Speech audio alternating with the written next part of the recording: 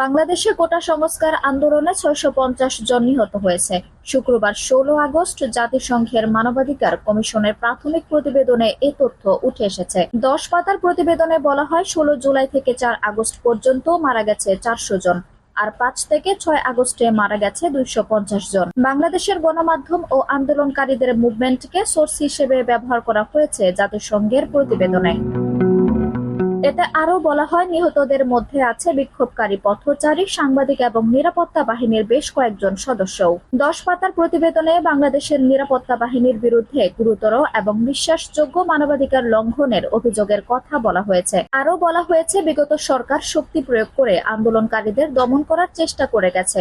জাতিসংঘ বলছে, আওয়ামী লীগ সরকার শান্তিপূর্ণ আন্দোলনে নির্বিচারে বল প্রয়োগে রাবার বুলেট, সাউন্ড গ্রেনেড এবং প্রাণঘাতী গোলাবারুদ সহ আগ্নেয়াস্ত্র ব্যবহার করেছে। এমন পরিস্থিতিতে বাংলাদেশের সার্বিক শান্তিপূর্ণ পরিবেশ ফিরিয়ে আনতে বেশ কিছু পরামর্শ দিয়েছেন জাতিসংঘের মানবাধিকার বিষয়ক হাই কমিশনার ফুলকার টুর, যেখানে মোট ২১টি পরামর্শ দেওয়া হয়েছে। আছে আইন শৃঙ্খলা বাহিনীর বিরুদ্ধে শাস্তিমূলক ও ফৌজদারি ব্যবস্থা গ্রহণ করা, সামাজিক, অর্থনৈতিক এবং রাজনৈতিক অভিযোগের সমাধানের জন্য উন্মুক্ত সংলাপের ব্যবস্থা করা, যার অন্যতম লক্ষ্য হবে বাংলাদেশের সকল মানুষের স্বার্থে কাজ করা। আঞ্জুম হক আরবি, টাইম নিউজ ডেস্ক।